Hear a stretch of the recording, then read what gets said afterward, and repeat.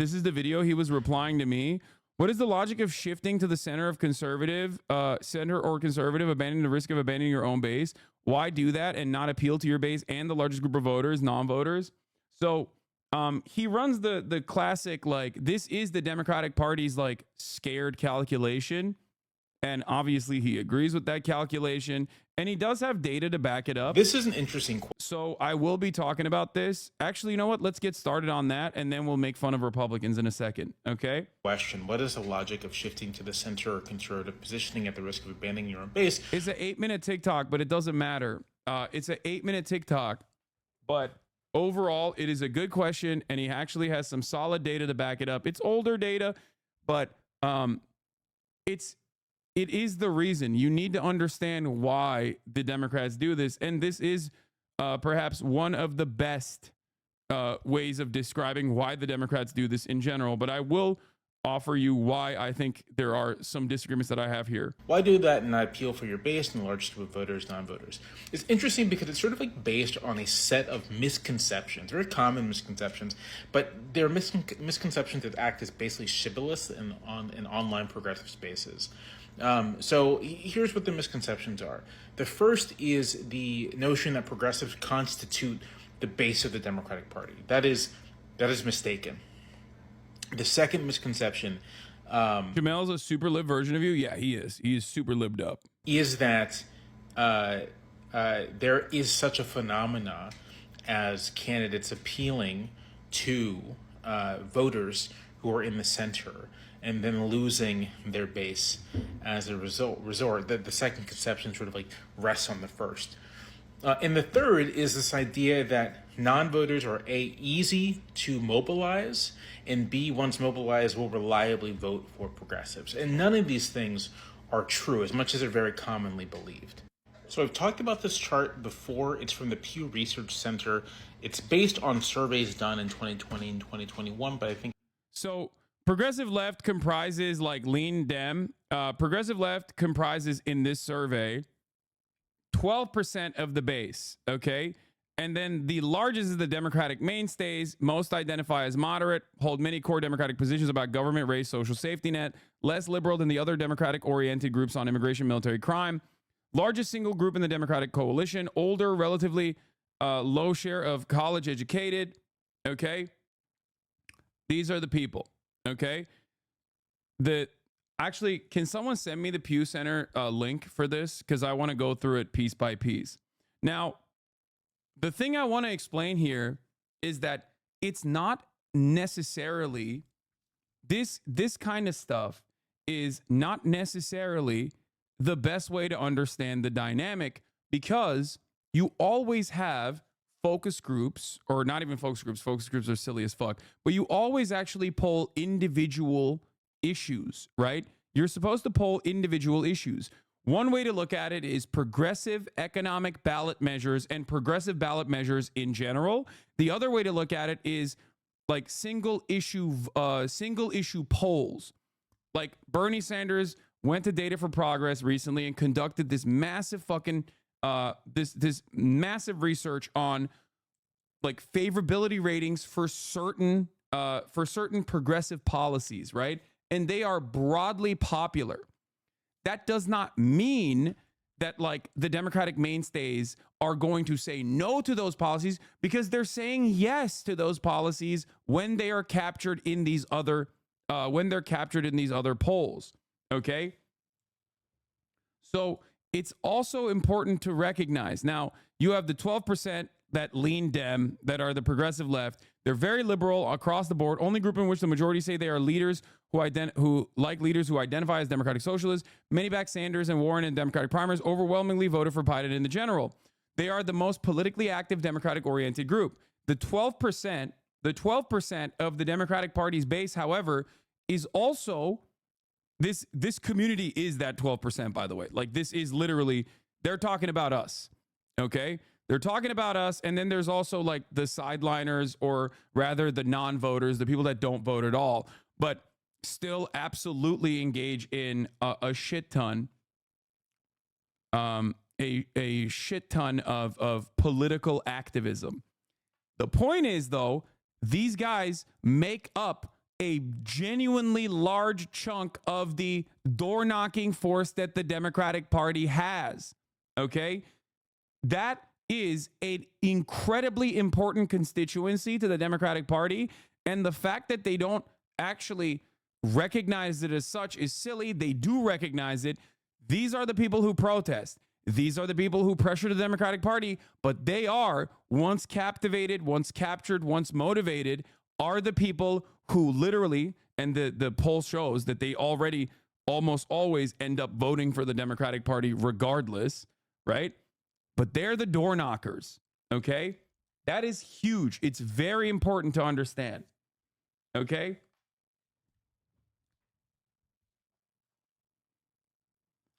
But that doesn't even personally matter. Why doesn't this matter? Because the policies beyond that are fucking broadly popular, even amongst goddamn Republicans. That's why you look at a fucked up state like Florida, where people are voting for like the decriminalization. Bro, you seem delusional regarding RFK. How is RFK endorsing Trump a bad thing, in your opinion? Wait, what? Okay, your name is Coin Investor, so I suspect that you're like a Bitcoin guy and you might be a little bit of a crank. So I'll get back to you in a second, okay? I do want to talk about the RFK stuff because I think it's pretty funny. I love RFK, but, we'll get back to you in a second, okay? We're talking about something entirely different. But yeah, let's get back to the TikTok video now. I think it's still good data, and it basically is breaking down the Democratic Party's electorate, and it's breaking it down by ideology and behavior. And the first thing I'm going to note is that the progressive left constitutes 12% of Democrats and lean Democrats. Now, they are the most politically active Democrats, but they are a distinct minority of the Democratic coalition.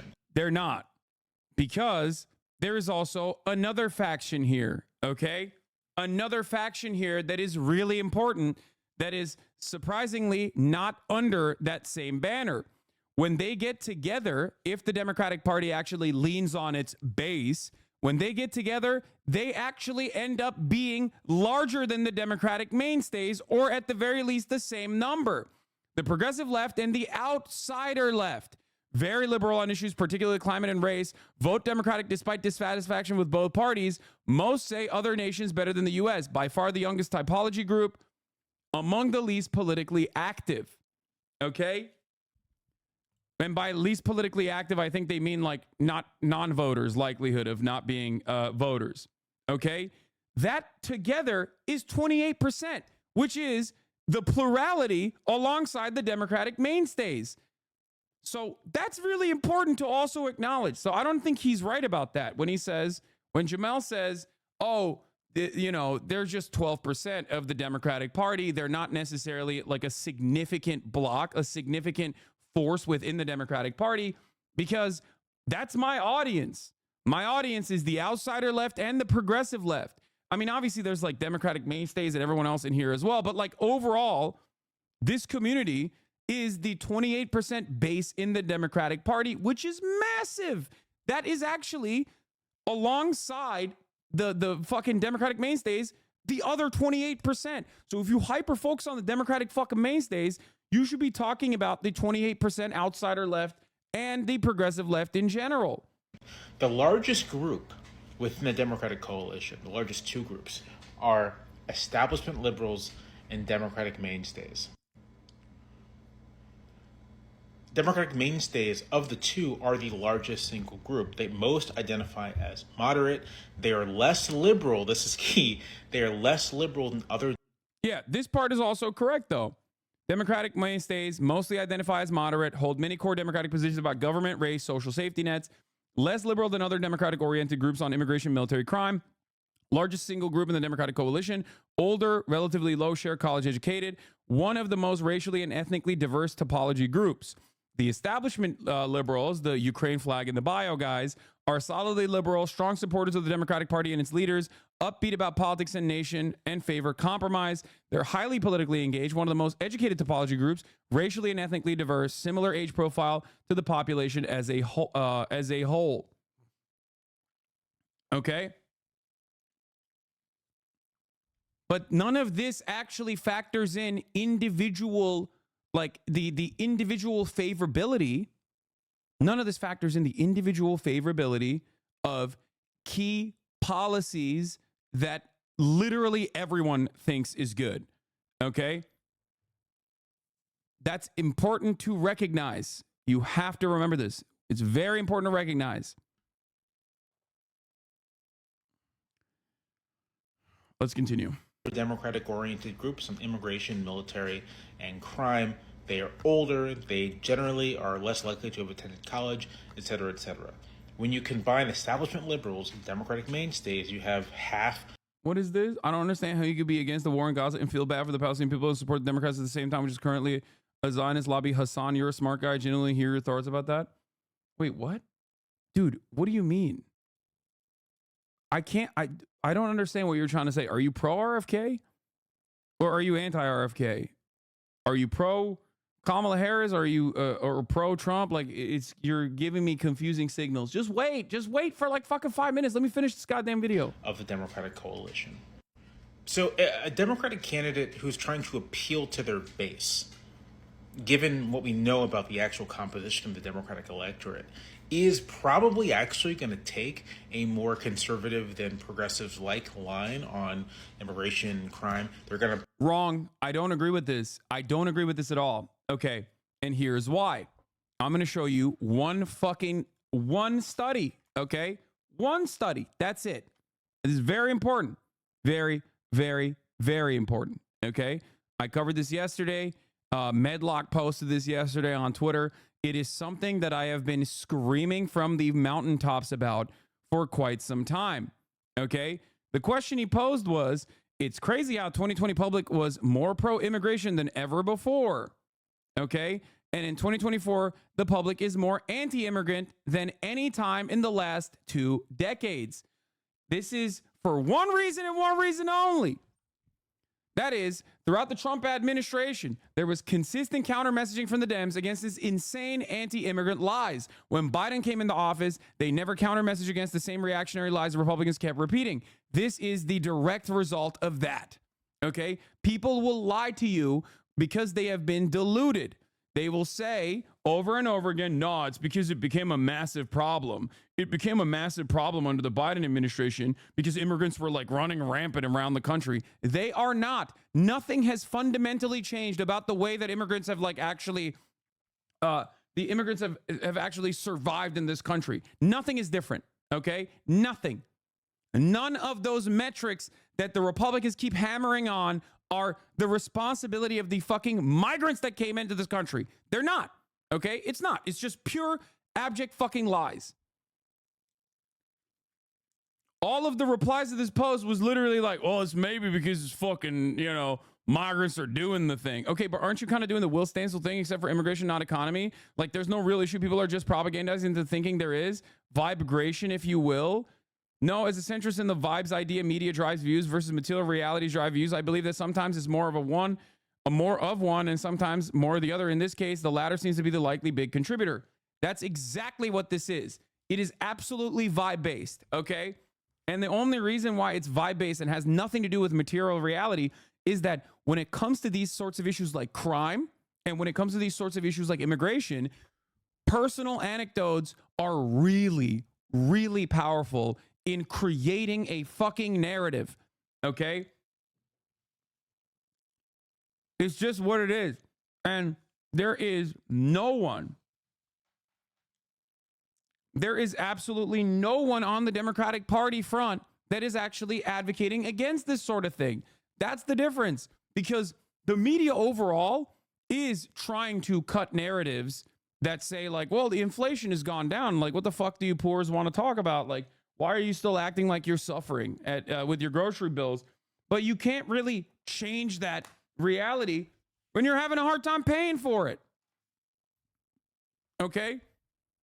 Like, that's something that they're experiencing. Do you think that people are, when you look at the material reality, do you think people are getting fucking raped every day by migrants? Do you think people are getting robbed every day by migrants? No, it hasn't happened. That's not a real thing.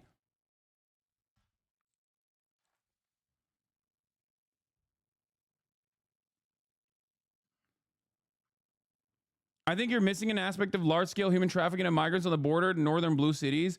When this happened, a lot of northern liberals turned against migration. You think I'm missing that? I've been screaming from the rooftops about how insane it is that the Republican governors were able to do this. Like, and how insane it is that the Democratic federal government didn't actually immediately pump additional funds to fix the processing in states like Illinois and New York. This is something that I have been yelling about for quite some time. Yeah, that's what's changed between 2020 and now. It's insane. It's not insane, because even with all, you're describing the exact same principle that I have in terms of crime and the way people perceive crime versus actual crime rates. People see migrants in large numbers standing in fucking lines and immediately go, migrant crime. Something is off. Crime has not gone up in those places in spite of the fucking massive numbers of immigrants that were shipped to these places. So what does that mean? What does that tell you? That tells you that people with crime, they saw homeless people and they saw crime everywhere. I'm seeing homeless people everywhere. That means crime is everywhere. They see migrants and they think, oh my God, we're being invaded. It has nothing to do with the material reality and everything to do with how people perceive reality. Okay? That's it. That's it. That's literally it. People have a reactionary predisposition, especially in a country like the United States of America, especially when one party is not actively counter-messaging against the fucking other party, routinely doing white supremacist agitated propaganda. That's it. Okay? Blue city mayors like Adams played into this too. Yeah, he's a fucking freak ass loser who is right-wing as shit. What do you mean?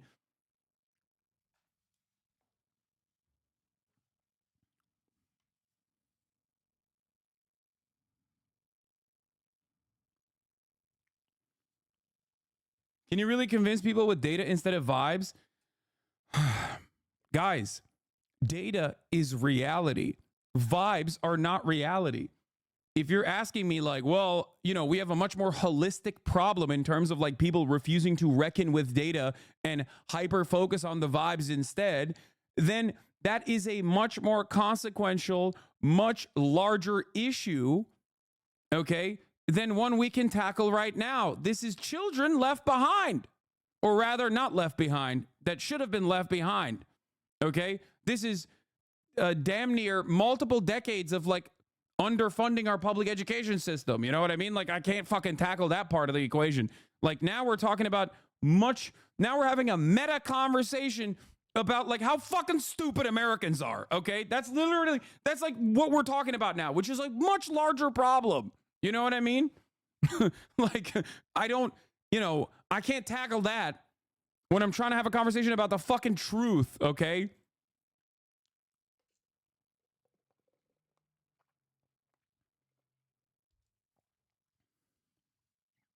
This is where progressives are now in the minority on is the crime issue. We can't fight against perception. Yes, we can. I have for years. And ultimately, people have to reason with the fucking reality, with the data. How do they reason with it? When NPR starts writing about why are people so panicked about crime when it seems like crime is actually down across the board? When Vox starts writing articles like that, when the New York Times starts writing articles like that, then people come back to realize maybe this wasn't the truth. Maybe we've been duped. Maybe there is no top of the hour ad break, except there is one. Okay? You might perceive it as though it doesn't exist because obviously you're subscribed for $6 or for free. So you're like, oh, there is no top of the hour ad break. There is one. There is one.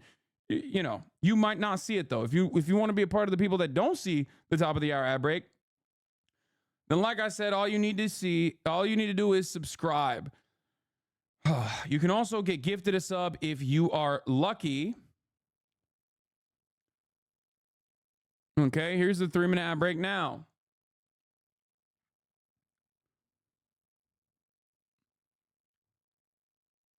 All you have to do is write a fucking article and try to pitch it to local fucking news a different way to avoid these sentiments. Yeah, they're not going to listen to you. Come on.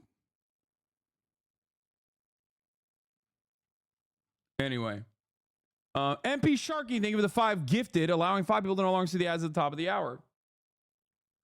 You're 100% right about this. If you couldn't message then, the retail theft panic would still be going. I mean, it wasn't just me, though. Ultimately, people, there. It goes back to the same dynamic that I talked about with respect to mainstream media and like their other interests. Their interest, the interest in the mainstream media is like to obviously maintain a level of credibility. When push comes to shove, they have to reckon with the reality. Okay. And they have to start writing about the truth. We are now at that stage with mainstream media. They did the crime panic narratives. They leaned into that pretty heavy for quite some time. And now they've gotten around, they've come back around to like write about the actual truth. Okay. We're there now. So they're playing catch up. And they're also doing that for immigrant crime too, because they probably recognize that this is something that Trump has been propagandizing on that is an abject falsehood. Genuinely, dude, you should see if you can leverage your status by reaching out to the newspaper like LA Times. I bet they take you up on it. No, dude. And also, no, that's it. I'm just going to say no to that. I think you guys are crazy.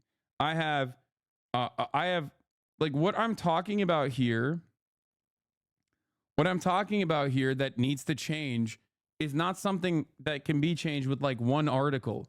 Okay. Writing one article in the LA Times or New York Times or whatever is nowhere near close to the amount of impact that I have on my fucking stream every day. What we're talking about is like other journalists, like a shit ton of journalists and Sinclair Broadcasting not constantly pumping propaganda. This is a much larger project than just like one guy writing a good article. There's people that write good articles every now and then on in all of these outlets. That doesn't change the narrative that much. Ran into a hater today and insisted you claim to be a boots on the ground journalist and said that he watched you for years. I don't get how people can be this delusional and proud of it.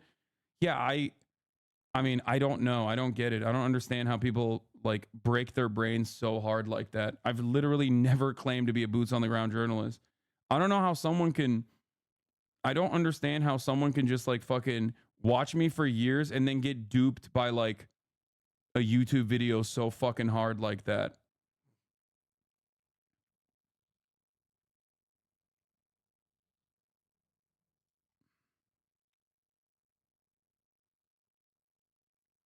It's kind of like the police brutality propaganda, same difference. Personal anecdotes are very popular.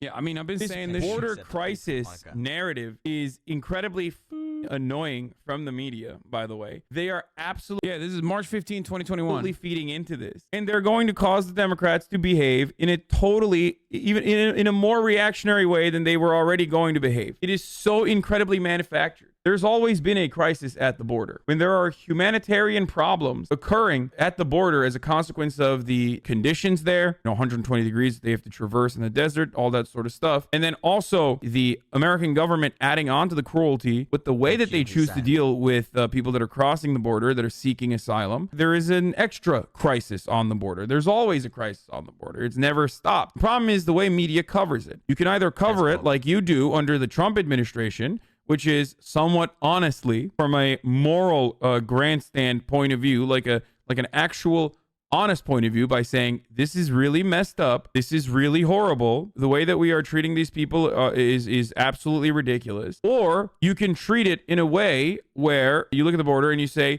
there's a gigantic crisis happening in the border currently, and it's really bad because so many people are coming in. So many people are coming in. What are we going to do? Depending on who is in charge, we either deal with it from... Man, that's crazy. That's crazy how fucking future. I have the foresight. I have the fucking vision. It's crazy.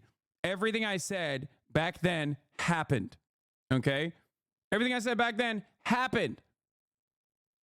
There was another really funny thing that I saw on Reddit. I'm going to see if I can find it on my Reddit. Someone posted something that I saw that was insane. Let me see if I can find it real quick. On the Hasan_Piker Reddit. Where is it? Where the fuck is it? It blew my mind.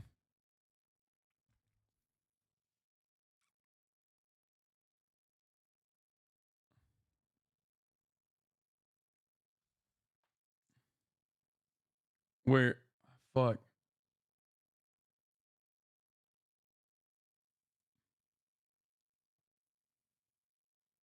I'm trying to find it. Was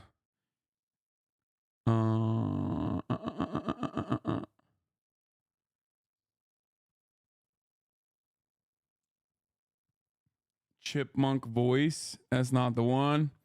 It was about me predicting Kamala winning. I mean, or it was about me predicting Kamala Harris becoming the president. But I'm trying to.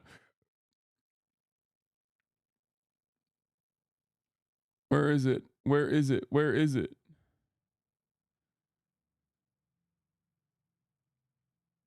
Help neolib mamos. My subreddit has been popping off apparently. I haven't even noticed it. I rarely even go on there, but I did see one and now I can't find it.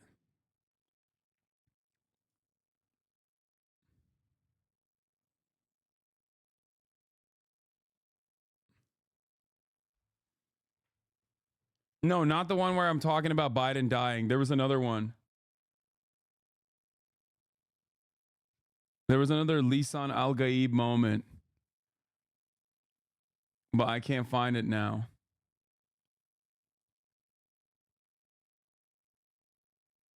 Let me see.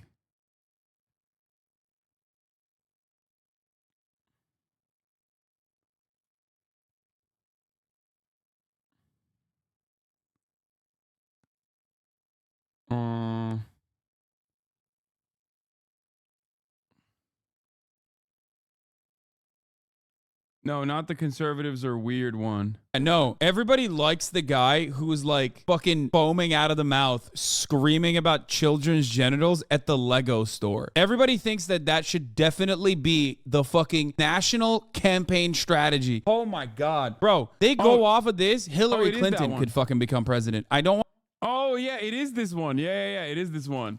I was talking about how fucking conservatives are weirdos. Foaming out of the mouth, screaming about children's genitals at the Lego store. Everybody thinks that that should definitely be the fucking national campaign strategy. Oh my God. Bro, they go off of this, Hillary Clinton could fucking become president. I don't want to write that into the fucking, I don't want to put that in writing. I don't want the DNC to hear me say this, okay? You're going to make Kamala Harris president. That's what you're going to do. Can't believe I said that out loud. Oh my God. Oh no, now it's going to fucking happen.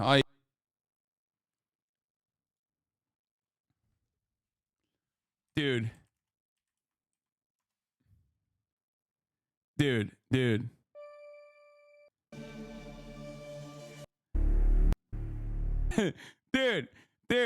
Dude, come on, dude. This is why all of my fucking haters, okay, are either outed as pedophiles or pedo adjacent or constantly find themselves wrong, okay? They constantly find themselves so completely and utterly wrong because I'm doing analysis. They are just repeating what they read on the New York Times, if they do read, or Wikipedia pages, or fucking, they don't have their own fucking points of view. They don't have the same experience that I have. Okay? Like, this is from this past year, April 19th, 2023. Talking about how weirdo conservatives running on their own fucking fumes and thinking that this is going to be a smart way to campaign around that is going to cause them to fucking lose to a person like Kamala Harris. Your ego is very small as well. Bro, come on. I get shitted on. I get dookied on a fucking regular basis. Let me have this, dude. Like, let me fucking have this. There is so much Hasan is bad shit out there in the commentary space, especially from like Divorcelli, Pettarelli, okay? And all their fucking astroturfed movement from their orbiters and shit, okay? Yeah, sometimes I'm going to fucking stand on business. Sometimes I'm going to actually show you, like, look, It's so strange how things I have said will happen are happening, especially in a moment like this when they are literally happening, okay?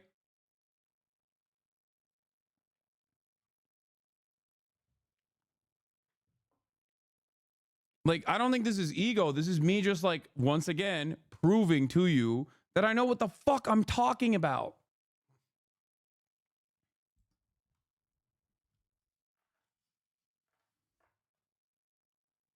I'm going to run it again. Republicans running on this fucking weirdo ass narrative is going to cause Kamala Harris to win, is what I'm saying. It would cause Hillary Clinton to win. Here, let's run it again. Your own children. Sir, Spend your money in a place that doesn't do that to kids. Sir, you're about to get trespassed. Thank you.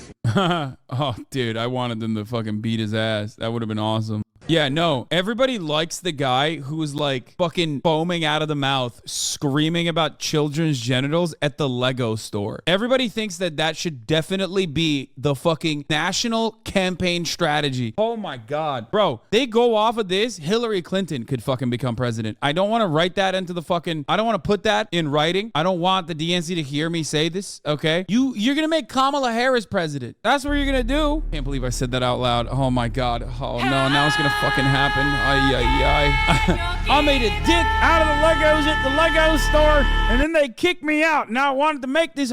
Yeah.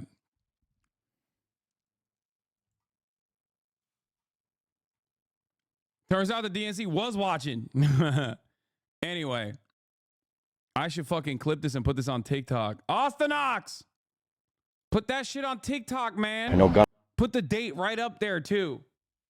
I need to do like a Hasan Abi fucking predictions and what has happened by going back to like some of my older shit, like even this one on immigration, this one on fucking Republicans running on like weirdo narratives.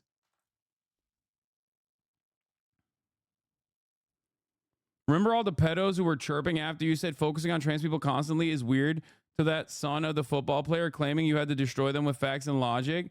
Yeah. I mean, that again is now like a prominent fixture in the Democratic messaging, which is to constantly fucking be like, why do you care about this? That's crazy. You're behaving in a weird way. I was right about fucking retail theft as well. It was complete fucking bullshit. A Hasan Abi versus Hasan Abi TikTok where current you is vindicating old you. Yeah.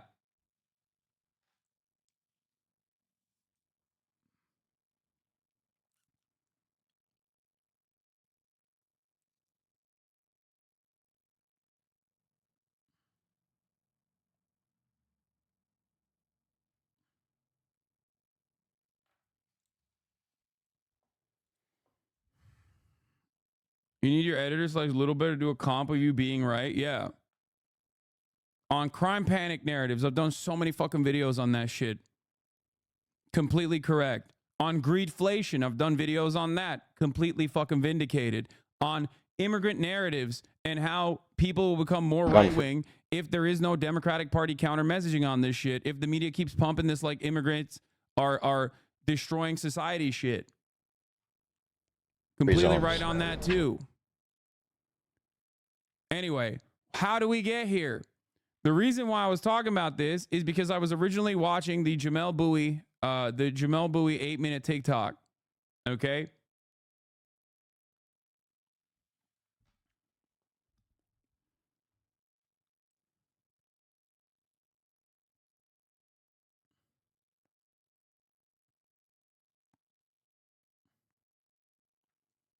Whomever says it's ego doesn't like that you're spoiling the situational dramedy we're living in. Yeah, I know my mic is quiet compared to the PC volume. I know. Okay. Don't forget about the Bitcoin, bro. I mean, that was another one. That was another one that I mean, that was the easiest lock when I said NFTs are the biggest fucking phony bullshit of all time and that you will be duped and you will lose money. Many people yelled at me about that. They were very upset about that. Here, I'll increase my audio a little bit more, okay, for you. Hopefully this will be a little bit better for you. All right, this should be. I increase my audio a little bit more. Hopefully that'll work.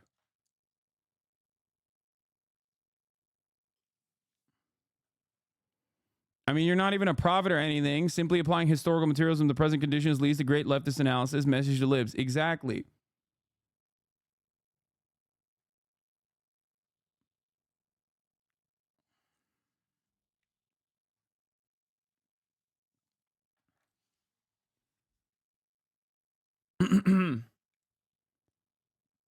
All right.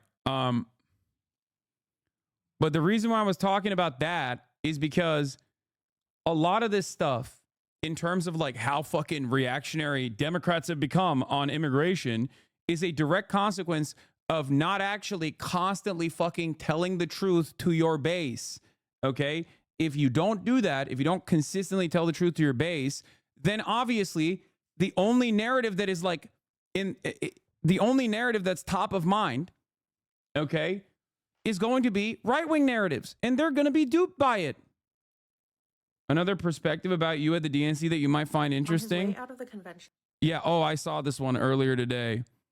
Hold on. Well, Wait, so it's not.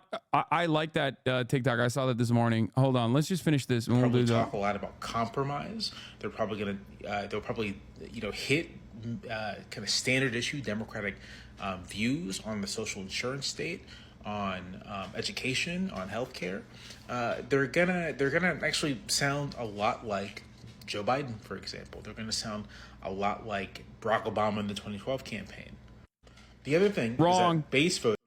The reason why he says Barack Obama in the 2012 campaign is because he doesn't want to say Barack Obama in the 2008 campaign, which was one of the most popular, one of the most historically popular candidacies and runs of all time for the Democratic Party. And it directly counters his narrative right here.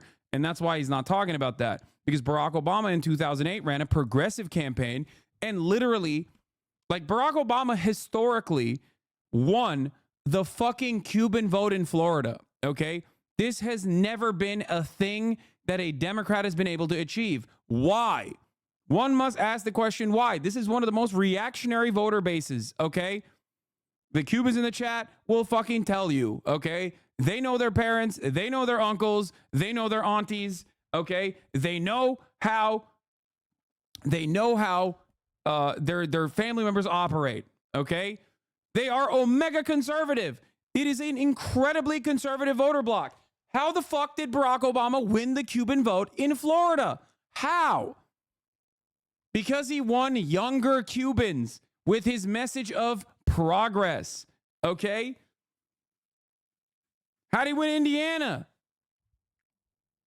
He activated a base of support that truly believed he would be the hope and change candidate with progressive campaigning. Voters, almost by definition, are voters who always turn out for an election. They are stalwart voters. They're almost always going to cast a ballot. And so in terms Why the fuck is Gusano blocked in this chat? Because people always chirp at me about it. of those voters like least likely to sit out an election, you're talking about the base, almost by definition. There is a danger, right? There is a cohort of Democratic voters who are not all that reliable, but do hold progressive views, and they're significant enough that they could influence the results of an election depending on the election. But they're not really part of the base. They're kind of like a base adjacent. Not only are they base adjacent, but in a presidential election where, again, this is what we're talking about, the pivotal voters do occupy something close to the moderate or even right of center of the median voter. This is, in my opinion, this is post hoc rationalizations specifically that justifies the Democratic Party's moderate swing that they engage in every fucking general election. Okay? It is untested because since 2008, we have rarely ever had a Democrat come out and swing for the fucking fences with progressive messaging on the general. Because the Democrats always end up going to the moderate base, okay? They always moderate their positions when the general election comes around, with the exception of 2008. I would also say that Joe Biden, when he mentioned Joe Biden, he was like, oh, this is what it looks like, whatever. On certain issues, Joe Biden actually also went to the right on like funding the police, for example, but he did not go to the right on key issues like immigration. So how do you explain that? Joe Biden was literally more woke and more progressive than Kamala Harris in 2020 on the issue of immigration. Joe Biden ran on pathway to citizenship. Joe Biden ran on directly reversing all of the Trump administration's anti-immigrant agenda.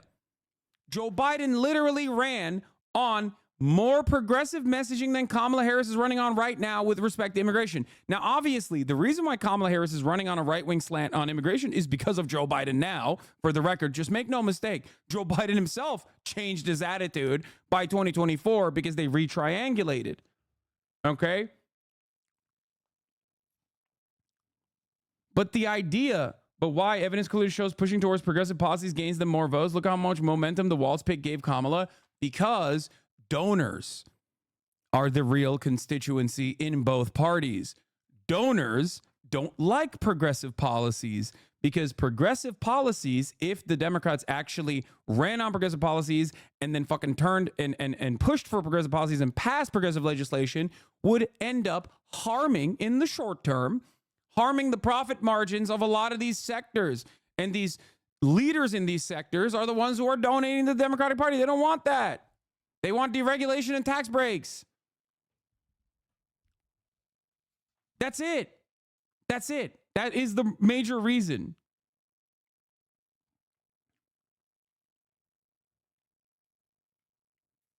That cohort is probably going to be larger than these base adjacent Democratic voters, in part because, remember, voters are not evenly geographically distributed.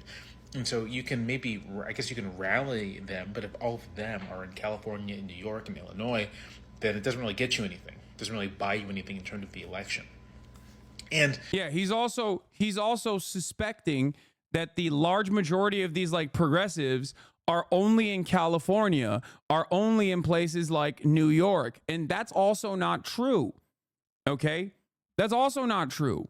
The idea that, like, if that was the case, Bernie would not have won Oklahoma in the Democratic primaries in 2016. Okay? That's not correct. There are a shit ton of people, especially in a fucking primary, when you have someone like Bernie be able to activate any fucking people that are outside of the periphery of the normal Democratic Party establishment liberals to go and participate in the primary, that's a big fucking deal. Okay? That's a major deal, because primary voters are the most primed voters for the Democratic Party. They're the MSNBC watchers. They are the institutional voters of the base of the Democratic Party. They're not the fucking woke lords. They're not the younger voters. They only come out in the general election. That's why I always say, whatever is happening in the primary, you have to 10x for the general, right? If you have 100,000 uncommitted voters in a state, that means there's going to be 10x the number of uncommitted voters that literally don't end up voting, right?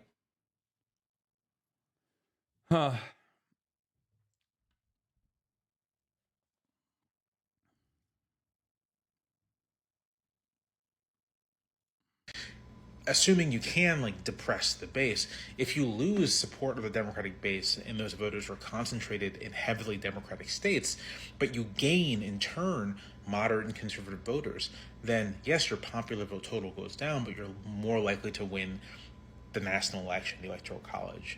And so it's a mistake, I think, to think that the relationship is as straightforward as you're portraying it.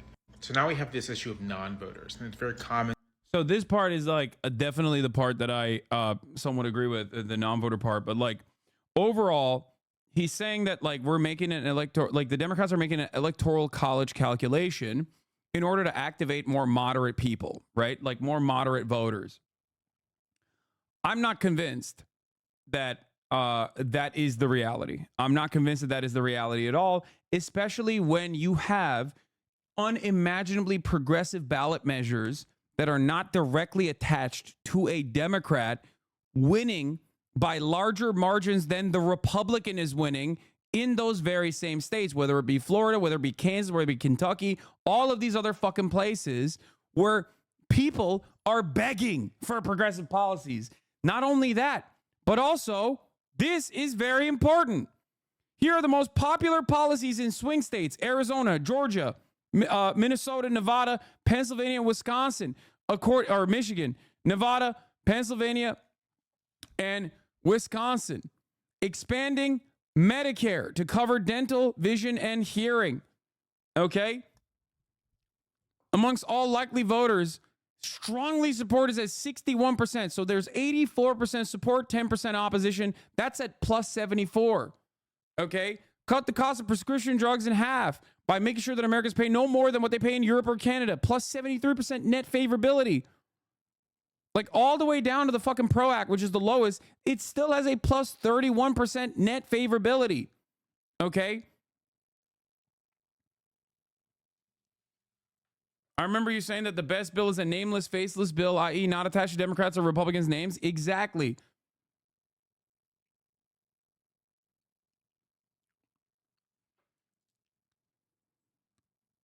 I do think that you're not considering the Trump factor, though. There are a large number of Republicans wanting to bail that could really bolster the Dem base, but would make the party more conservative. That's what they're playing for. Yeah, it's fucking bullshit. That's fine with Joe Biden. This is Kamala Harris now, okay? It's Harristown, baby. Harris Waltz. That's the ticket. It's no longer a Biden-Harris ticket, okay? It's the Harris Waltz ticket. That calculation is bunk, okay? That calculation, by the way, was going to cost the fucking election for Joe Biden anyway. That's the problem. No, this is the entire population of likely voters, okay? Likely voter population, not just Democratic voters, not just Republican voters. It is the likely voter population, people that you are supposed to win over. So that is the problem. Generally, when the party dominates the state, they actually tend to be more moderate. California is probably a lot more Democratic mainstays. Oh, I think the issues they are moving on are the wrong ones. Dude, if that was the case, for the record, I just want to mention something, okay? If tacking right was a successful strategy, the Democrats would not be getting fucking cumstered by like 30-point margins right now on immigration to Donald Trump versus in 2020 when they were a lot closer or even sometimes defeating Donald Trump on the issue of immigration. Please. Obviously, there's other factors at play there. Donald Trump was the incumbent and obviously was doing horrific shit. But most significantly, there was counter messaging against immigration for 4 fucking years. So much so that you had literally seated representatives saying like abolish ICE and shit. Okay.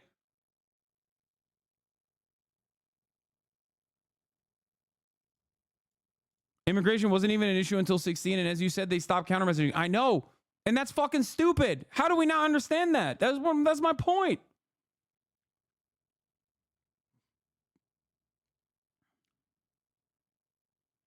On the issue of foreign policy, Hillary Clinton was seen as a war hawk, understandably, by the broadest majority of Americans, okay? Donald Trump, literally, this is for some weird reason, this has just been memory hold, but Donald Trump literally ran as a dove, okay? Donald Trump ran to the left of Hillary Clinton when it came to war. A lot of people forget this reality. So Kamala Harris repeating that mistake in repeating the Hillary Clinton 2016 mistake in 2020 is fucking awful.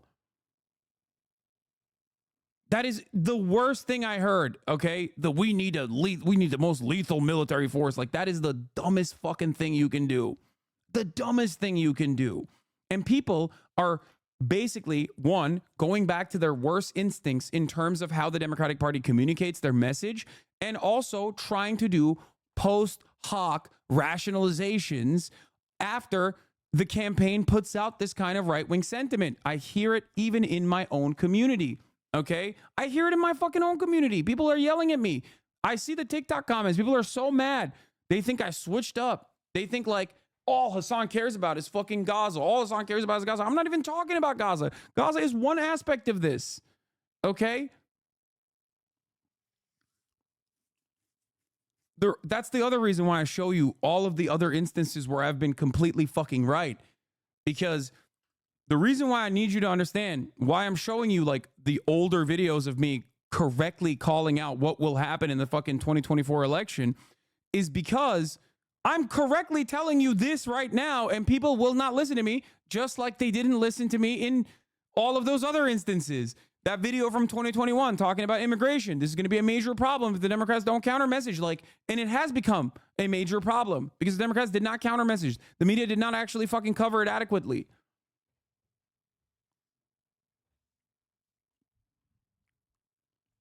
It's because I'm right. I was right back then. Too early. People yelled at me back then. I'm right now. Too early. People are yelling at me now.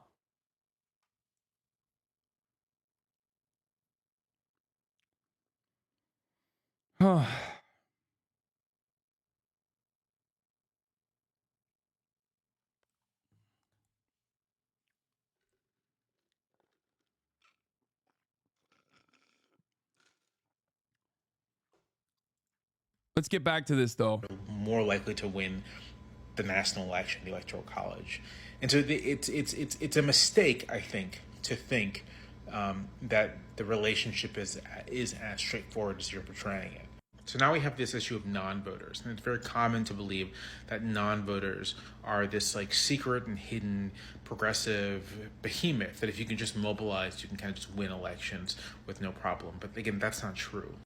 Non-voters are disproportionately young and disproportionately non-white, but that doesn't mean they're disproportionately liberal.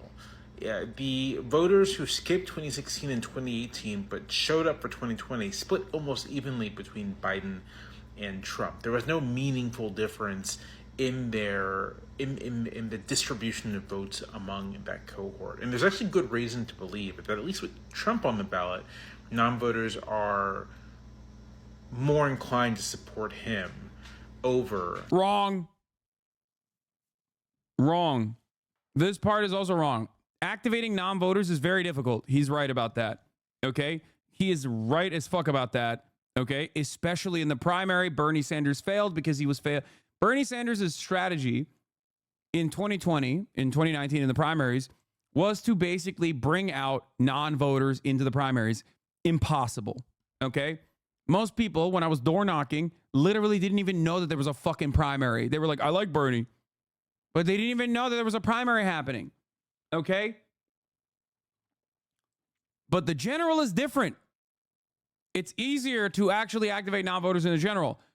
Having said that, okay, the reason why non-voters swing in Trump's, or the idea that they're going to swing in Trump's favor because they're not like mythical, they're not like these, they're not these like progressive people is wrong, okay?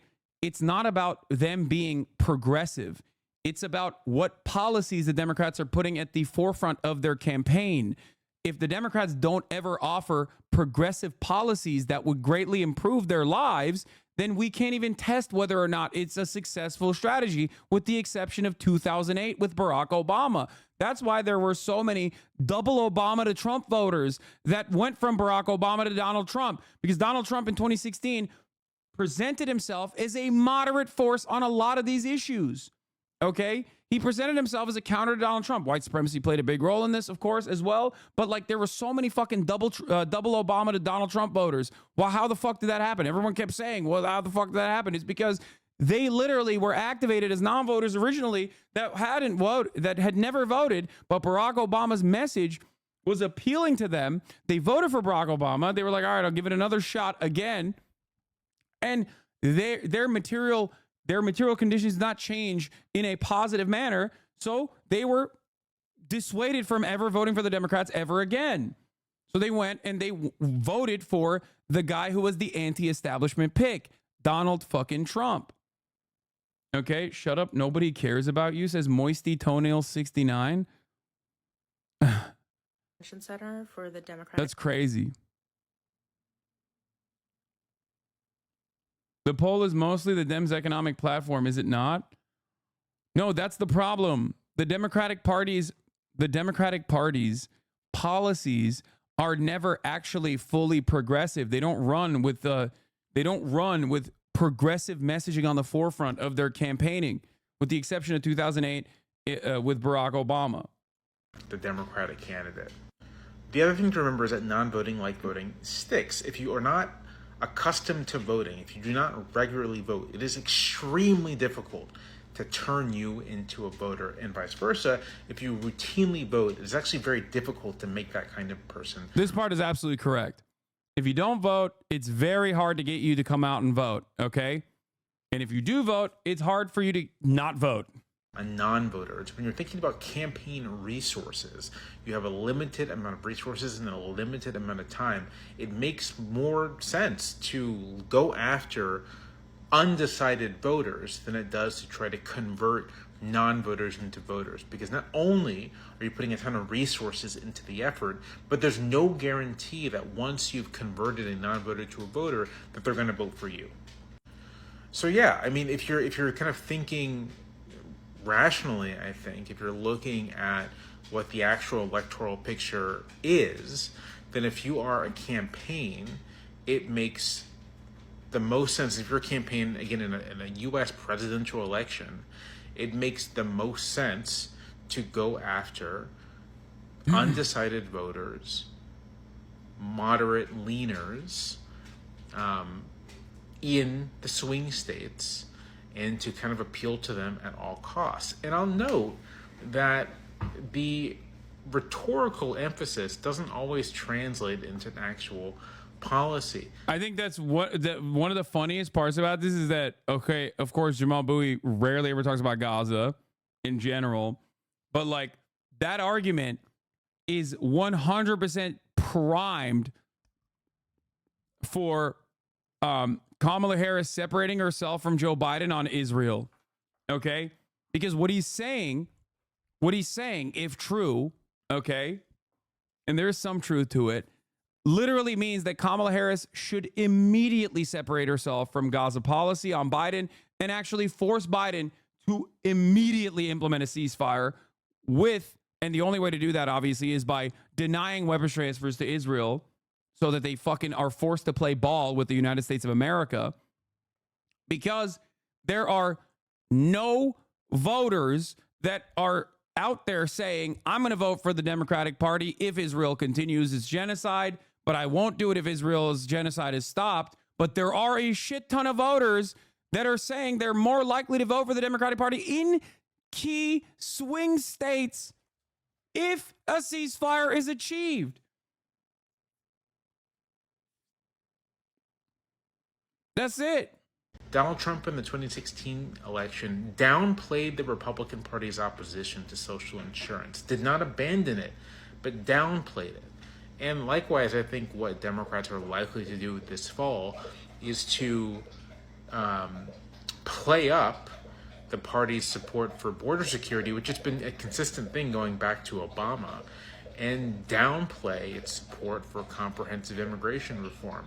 When it comes to actually crafting legislation and making policy decisions, there's a good chance that it will try to satisfy all the various interest groups and players within the coalition. So in the case of Republicans, Trump may have downplayed opposition to social insurance, but totally tried to cut the Affordable Care Act and Medicaid. And his budgets included cuts for Medicare and Social. He's right about this part. He's right about the Trump part. He's wrong about the Democrat part, because the Democratic bill is in front of us right now. And Kamala Harris keeps saying that's the bill that they wrote, even though it is the Republicans that wrote the bill, and there is no compromise. There is literally no fucking compromise there for the Democratic Party. Okay, his immigration take is kind of fucked. We will disagree on this one. What do you mean? Kamala's speech on Gaza was almost worse than Biden's remarks on Monday night. The self-determination line was good, but some of Biden's comments on the urgency of implementing a ceasefire Monday night were actually better, and he wasn't as adamant on defend itself. Yeah. No, Kamala's foreign policy was literally dog shit. Like, I'm talking Bush-era Republican neocon shit, okay? Like, unimaginably bad. And so many people have been coping and claiming that it's because she wants to... so many people have been coping and saying, oh, it's because like she's a woman and she needs to look muscular on foreign policy, because as a woman, they're going to see her as weak. Dog, Hillary Clinton literally fucking outflanked the Republicans on reactionary foreign policy, and Trump was seen as the moderate. How the fuck are we literally trying to do that? Now, obviously, Hillary Clinton was, unimaginably unpopular and was a very bad candidate for many different reasons, right? Kamala Harris doesn't have those same weaknesses, like 30 years of like Oppo research and an entire cottage industry planted on, surrounding Hillary Clinton being fucking, an awful monster with all these conspiracies and shit.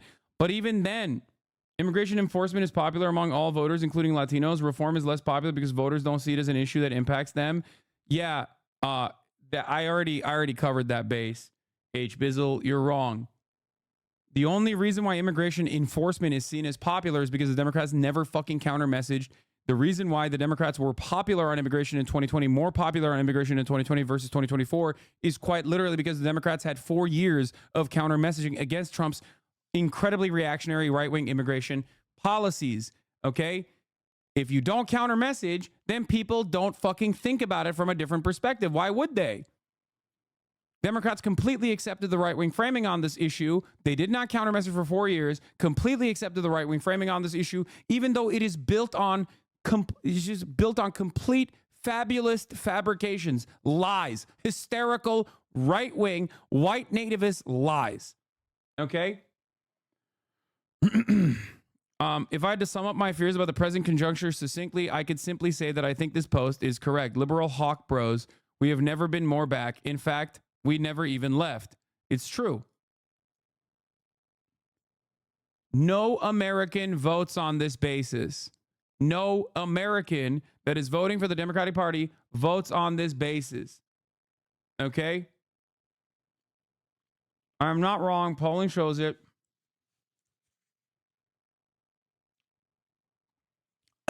I'm not wrong. Polling shows that Latino voters don't give a fuck about immigration reform when tested. This is mainly because they don't see themselves as immigrants. Most Latino families in the U.S. are generations of family in the U.S. Oh my God, dude. When you look at places like Arizona, when you look at places like New Mexico, when you look at places like Nevada, there is a shit ton of first generation Latino voters who have undocumented fucking parents, dude. What are you talking about? They're born on U.S. soil. They're citizens. Those Latino voters, first generation Latino voters that are born into families with undocumented migrant parents, absolutely care about immigration in this situation. Stop using polling from activist groups. Use polling from independent sources. Tested their Latino crosstabs shows things like inflation, cost of living, retirement security, and healthcare are all more important. Okay.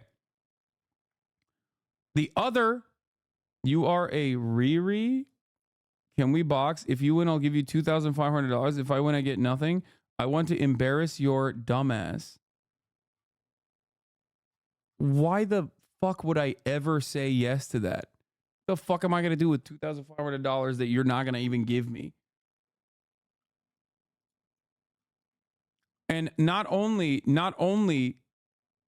is that a fact, but what you are forgetting in this analysis, in this calculation, is something that I keep reiterating and keep repeating, which is untested narratives in the marketplace run rampant, okay? They allow the Republicans to completely captivate the entire field, okay? I don't know why you're refusing to hear me out on this. Democrats for 4 years did not fucking counter message against the Republican reactionary sentiment on immigration. Okay? Libbizzle is the most powerful chatter, considering that he also literally gets pay stubs from the DNC. So I can't even yell at him about, show me the fucking pay stubs, but he's back.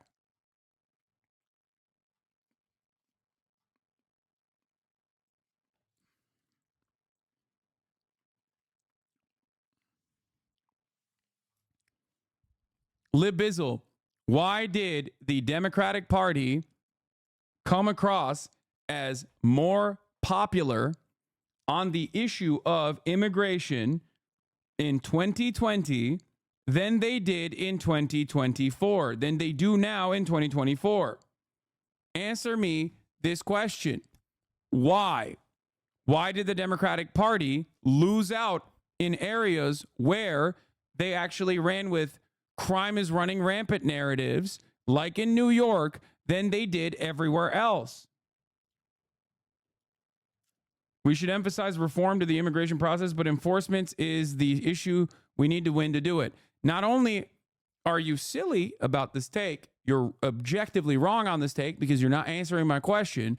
Why was the Democratic Party more popular on immigration in 2020 when they objectively ran on a progressive campaign, a significantly more progressive campaign in 2020 on immigration than 2024 in comparison to Donald Trump?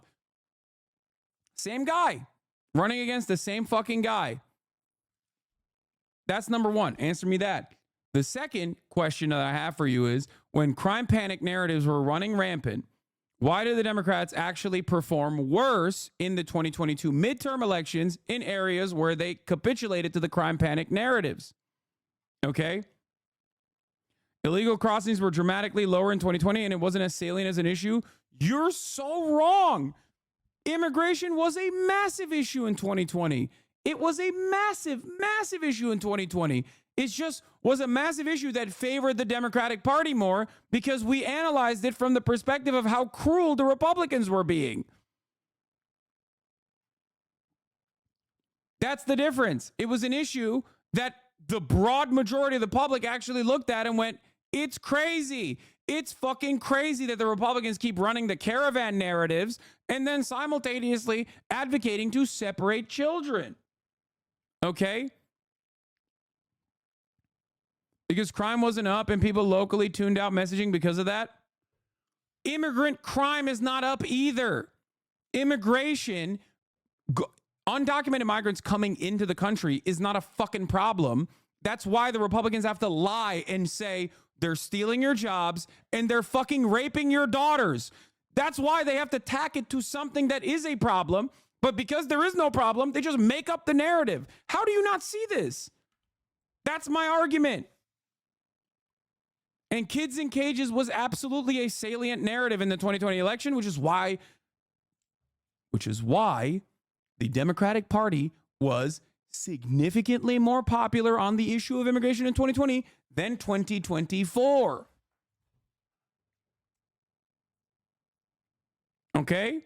The media has raised the issue and put us in a box, and now we can't just be about process reform because crossing the issue has more salience. Now, the other part of this is you're talking about enforcement is the issue. We need to win on it.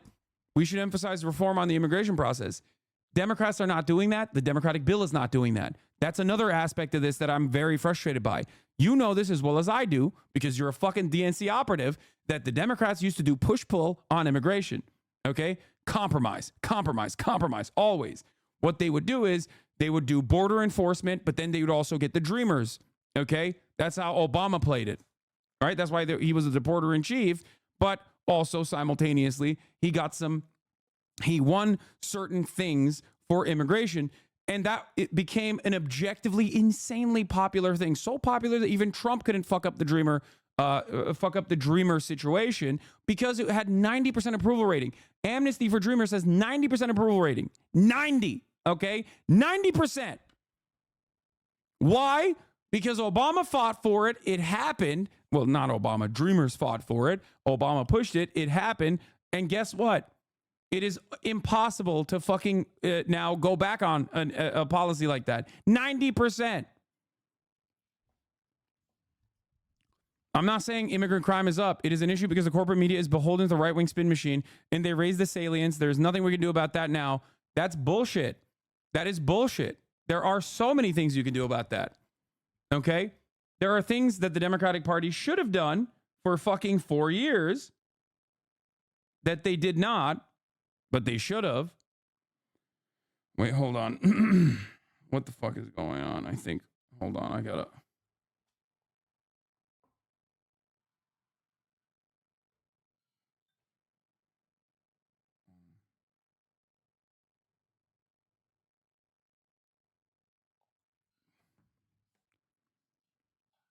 Anyway, oh, nope, that's not happening. All right. I thought that my delivery was here. Even if everything he said was correct, it's still immoral and we should not capitulate. Yeah, obviously I'm not even talking about the morality argument though. This is an argument that's supposed to favor the Democratic Party. That's the argument that people are making. That's the argument that H. Bizzle is making. And I'm literally fucking telling, they did not do push polls on it when tested in groups, in polling, and even progressive polls. The general public as a whole wants enforcement and a better process. Then they say enforcement is an issue bigger than fixing the process, even though they agree the process is fucked and actually like and want immigrants.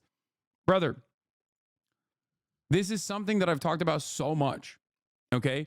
Americans are objectively insane on many issues, but especially immigration, because Americans are actually, in comparison to our European counterparts, much more understanding of migrants because this is a nation that has been kept up by immigration, okay? This is a nation that has actually been able to not have issues with birth rates, specifically because of the migrant population, okay? We are an engine that runs on migrants, okay? That's it. So while on the one hand, when you let crime panic narratives run rampant, immigrant crime panic narratives run rampant, people end up having a 60% approval on mass deportation. That's crazy, okay? That's insane. That is Hitlerian as fuck. The Democrats should not be capitulating to that because they're not going to win by tacking right. That's it. They never win when they tack right on this stuff. They don't win on these issues when they tack right. Okay?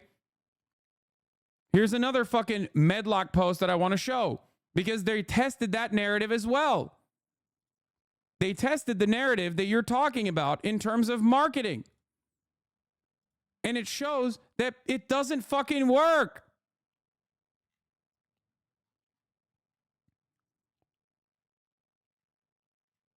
Where is it? Where is it? Where is it? Where is it? Where is it?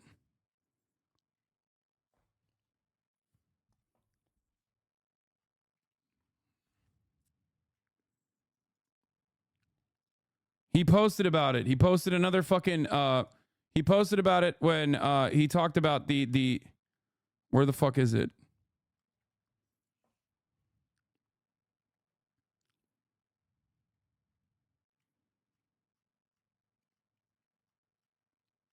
He looked at marketing crosstabs and saw that, like, when Democrats put immigration to the forefront, of their conversation on their political messaging, they still were failing.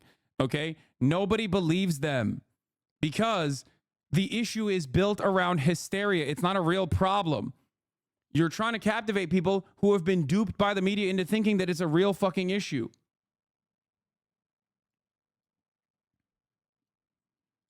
We don't need it to work. We needed to undercut the GOP messaging frame. If they don't have, okay, well, now you're again proving the point that I'm making. You don't undercut the GOP messaging. You don't undercut the GOP messaging, especially at a time when border. I think he deleted that tweet because the data was AI driven. Okay, regardless, when border apprehensions are actually at an all-time low now because of the fucking stringent immigrant protocols that Biden put in place already. Okay, it is not a fucking real issue to begin with, but it's especially not a fucking issue to begin with. You don't have to you don't undercut them by adopting their messaging. You actually defend your fucking policy, defend your side of the argument. Okay? You actually counter message. You don't undercut their message. It is a failure if you try to undercut their message. We don't need to work. We need to undercut the GOP messaging frame. If they don't have immigration, they already don't have immigration. And they would never have immigration if they would never have immigration as a thing that they can push for if Democrats basically kept repeating, look at how bad it's going to be to do immigrant detention centers. Remember how bad that shit was when you had fucking children in cages? Trump wants to bring that shit back. That was a successful narrative in 2020. It will be a successful narrative in 2024. Just literally point to how Trump says all the time that hundreds of thousands of Americans are being murdered by migrants. 23 is the number. 23 homicides in 2024. When I told this to Ro Khanna, he was like, what? That's crazy. Motherfucker, you're a literal sitting representative. How the fuck do you not know this? How has not a single Democrat looked at the numbers? It fucking blows my mind. 90% of all drugs coming over the border are apprehended at regular border crossings, and 90% of the people that are apprehended for trafficking drugs are literally American citizens, okay? So on that front, it's fucking complete nonsense that the Republicans try to tie the fentanyl crisis to immigration. Republicans also try to tie murders to immigration. 23 homicides from undocumented migrants. You described the simplest counter messaging. He reacted like you invented nuclear fusion. It's fucking ridiculous. And the reason why the majority of Democrats are like so fucking reactionary on immigration is because the Democrats don't ever fucking point this out. Point it out. Can you remind chat where we can find this information again? Yes, cbp.gov and dhs.gov, okay? Two incredibly woke departments with a .gov behind them. Customs and Border Patrol.gov, Department of Homeland Security.gov. All of this information is readily available. Fuck.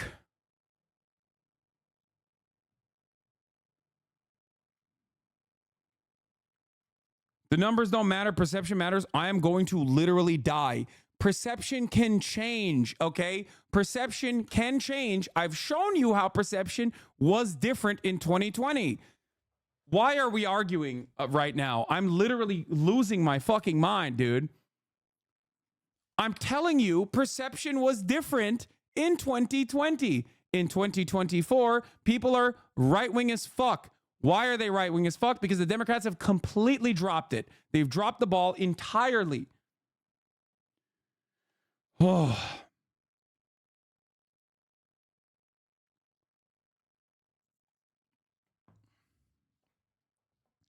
Unprofessional grifting hacks around this issue on the Dem left side. Okay, it doesn't matter.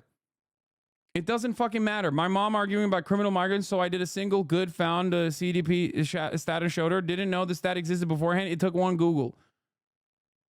Anyway, like, what are we doing when the right actually fucking hallucinate ourselves into the Fourth Reich?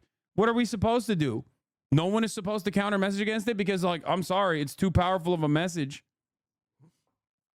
We are not left with this stupid situation because the entire immigrant framing is literally built on a house of cards. Okay?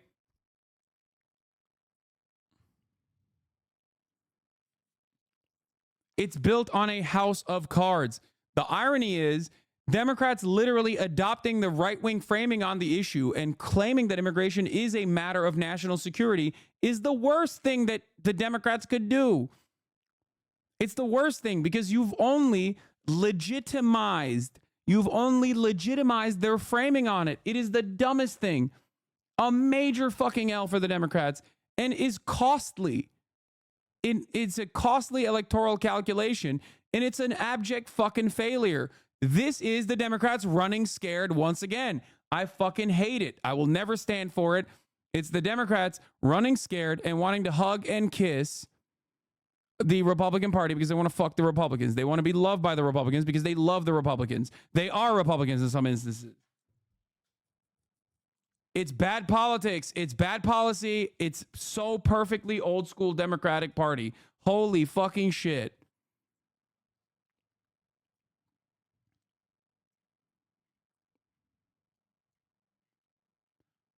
National Convention. More. Where the fuck is the Jamel Bowie video? Let's finish this off.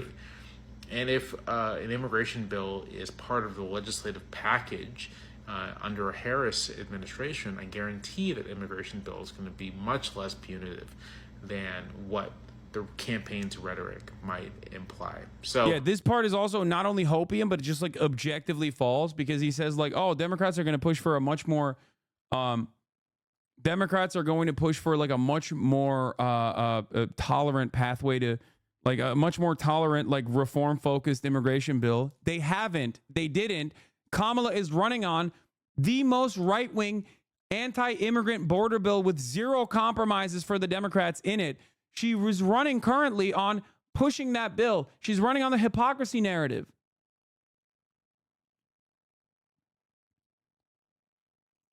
It's crazy. That's just, As always, people make whatever political decision to. And luckily for the Democrats, the Republicans are too stupid to literally turn around and be like, these guys called us Nazis for wanting to build the border wall. Now they act like they want to build the border wall. What the fuck is that about? They're calling you a Nazi because you chanted build that border wall. Now they have a fucking package that they lied about that has fucking border. They have literally the building the wall in it. We know they're not going to do it. They just want to win you over because they recognize that immigration is a problem. That's what the Republicans should be. Are you fucking quoting polling from fucking 2021? Seriously? No, Jamel Bowie was. You came late. Okay? That was an entirely separate conversation. Before we started talking about... No, dude, this is not the own that you think it is. That's a separate conversation. God damn it. Oh my God. Lib Bizzle, get with the fucking program. I'm not using polling from 3 years ago. That's a separate conversation that we were talking about before we got on a tangent on immigration. Please. Jesus fucking Christ. This is a totally separate conversation that has like one aspect of it is on immigration, but we were talking about something entirely different there. Holy fuck. He's not listening to anything I'm saying. He thinks that this is like, my dude, go to this link. Oh my God. Oh my God. Oh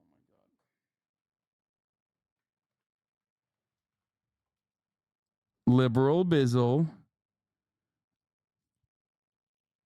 You do not know. You came in late. You have no idea what we were talking about earlier. It is unrelated. You are scared to open it. No, I'm not. I've looked at this, dummy. What are you talking about? I've looked at this. I've looked at this so many times. This is a separate conversation. The immigrant... Oh my God. Liberal Bizzle, you need to stop. I know this, okay? That poll data was the one that Jamel Bowie was talking about when he was covering what percentage of the base of support in the Democratic Party is progressive, okay? That is an entirely separate conversation. Oh my God.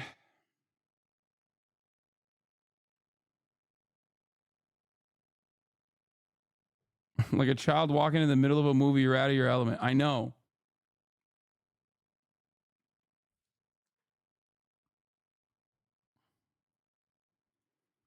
They would just say 23 undocumented murders is 23 too many and is proof that they should enforce border security even more. They use this argument in the UK regarding migrants committing crimes too. How do you argue against someone making that point? That is an insane way to try and fucking make a point like that, okay? You're talking about lighting a match when there's a fucking house on fire. Do you put out the house fire or do you focus on the guy lighting the match? It's like tens of thousands of homicides happen in the United States of America every fucking year. If you're literally talking about the 0.1%, you are delusional, okay?